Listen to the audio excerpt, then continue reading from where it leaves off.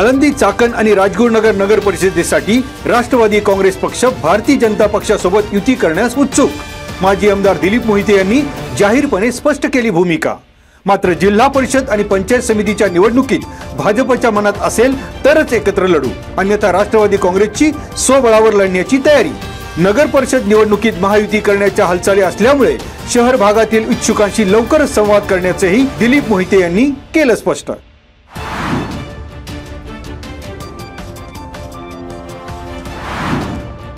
ज्यांच्या सोबत 20 वर्ष संघर्ष केला त्या आढळरावांच्या पाठीशी मी पक्षासाठी उभं राहिलो नसतो तर त्यांचं डिपॉझिट जप्त झालं असतं। 4 वेळा मंत्रीपद आणि सगळ्या सत्ता देऊनही माजी मंत्री दिलीप वळसे पाटील यांनी पक्षासाठी काय केलं? माजी आमदार दिलीप मोहिते यांनी माजी खासदार शिवाजी आढळराव पाटील आणि माजी मंत्री दिलीप वळसे पाटील यांना केलं टीकेचं लक्ष्य।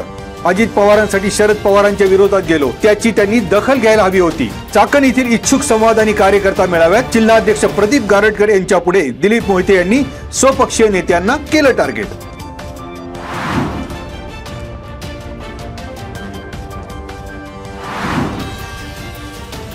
खेड तालुक्याचं नेतृत्व कॉन्ट्रॅक्टर असल्यामुळे अधिकारी मोकाट सुटले। तालुक्यात गुन्हेगारी आणि भ्रष्टाचार बोकाळतोय असं म्हणत माजी आमदार दिलीप मोहिते यांनी आमदार बाबाजी काळे यांचं नाव न घेता केली जहरी टीका। स्वतःमध्ये हिम्मत नाही म्हणून पोरा सोराला आमच्यावर सोडता, हिशोब चुकता हो जाएगा।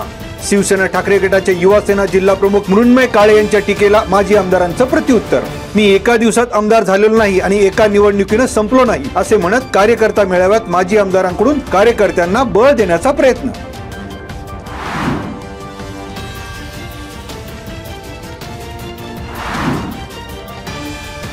मी आव्हान स्वीकारलंय, कार्यकर्त्यांनो कामाला लागा। 8 झेडपी आणि 16 पंचायत समितीवर विजय आपलाच असेल, माजी आमदार दिलीप मोहिते यांना विश्वास। आम्हाला आयात आमदार नको, पक्षाच्या निष्ठावंत कार्यकर्त्यांना संधी दिली जाईल। अजित दादा ठरवतील तेच उमेदवार, मी कोणालाही उमेदवारीचा शब्द दिलेला नाही असे जाहीरपणे सांगत दिलीप मोहिते यांनी राष्ट्रवादीच्या इच्छुक उमेदवारांना अप्रत्यक्षपणे दिली ऊर्जा।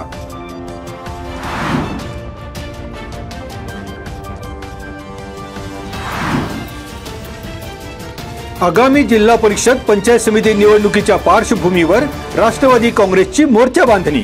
चाकण येथे खेड तालुक्यातील गट आणि गणनिहाय इच्छुकांशी संवाद आणि कार्यकर्त्यांशी समन्वय मेळावा। वाडा गटात समीर तुपे, कडूस गटात वसुधा अंकुश राक्षे, रेटवडी गटातून रोहिणी गणेश तिगडे, अश्विनी राजेंद्र पाचारणे, पिंपळगाव तर्फे खेड गटात निर्मला पाचारणे, राजाराम लोखंडे, शरद मोहिते आणि ॲडव्होकेट सर्जेराव पानसरे इच्छुकांच्या यादीत। पाईट गटातून प्राची कैलास लिंबोरे, मेदनकरवाडी गटातून विनोद उर्फ पप्पू टोपे, विनायक घुमटकर, गणेश पवळे यांनी उमेदवारीसाठी पक्षाकडे व्यक्त केली इच्छा। नाणेकरवाडी गटातून गणेश बोत्रे, कुरळी गटात इंदिरा निलेश तिगडे, विमल ठाकूर, शीतल एलवंडे इच्छुकांच्या रांगेत।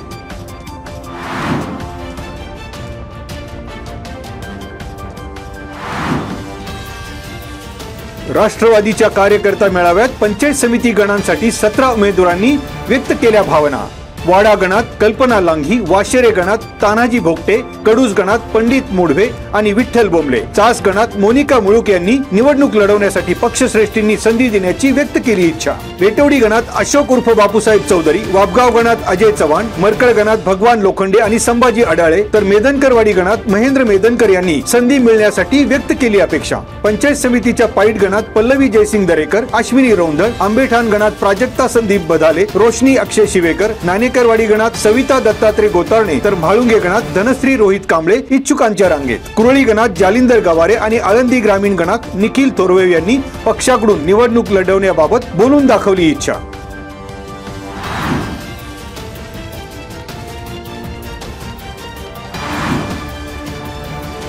प्रधानमंत्री ग्रामीण आवास योजना अंतर्गत खेड तालुक्यातील ग्रामपंचायत रासे येथे भूमिहीन बेघर कुटुंबांसाठी उभारण्यात येणाऱ्या 52 घरकुलांच्या गृहसंकुलाचे भूमिपूजन। भूमिपूजनाचा कार्यक्रम पुणे जिल्हा परिषदेचे मुख्य कार्यकारी अधिकारी गजानन पाटील यांच्या हस्ते आणि habitat for humanity India trust Mumbai या स्वयंसेवी संस्थेच्या सहकार्याने गुरुवारी उत्साहात संपन्न।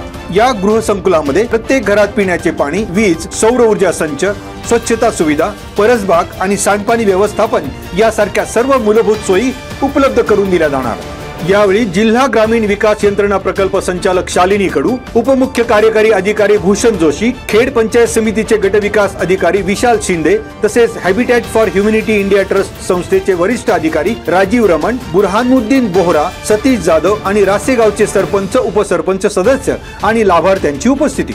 जिल्हा परिषदेच्या वतीने हे पुणे जिल्ह्यातील पहिलेच सामूहिक घरकुल गृहसंकुल ठरणार.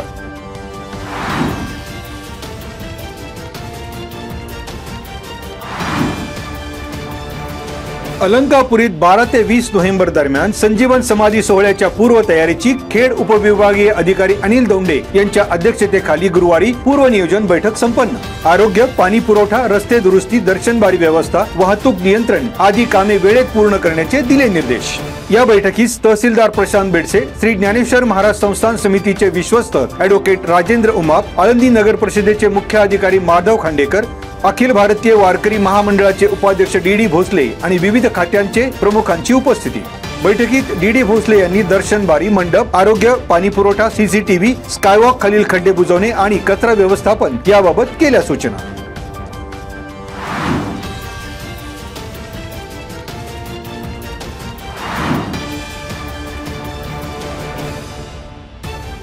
चाकण येथे चाकण तळेगाव रस्त्यावर मयूर हॉटेलमध्ये दहशत निर्माण करीत लोखंडी रॉडने मारहाण केल्याप्रकरणी पोलिसांनी एकाला ठोकल्या बेड्या. नाणेकरवाडी येथील गणेश नाणेकर वय 44 याला पोलिसांनी केली अटक. एक विधी संघर्षित बालकही आरोपीच्या पिंजऱ्यात. हॉटेलच्या कॅशियरसह कामगारांना शिवीगाळ करीत लोखंडी रॉडने मारहाण करीत दिली धमकी.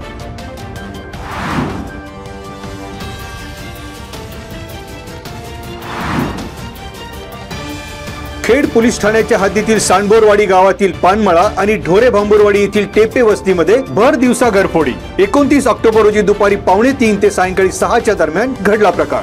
दरवाजाचा कडी कोंडा तोडून पानमळा येथील रेखा सांडबोर आणि टेपे वस्ती येथील अर्जुन गाढवे यांच्या घरात चोरी. घरफोडीमध्ये रोकडसह सोने चांदीचे दागिने असा 8 लाखांचा ऐवज लंपास.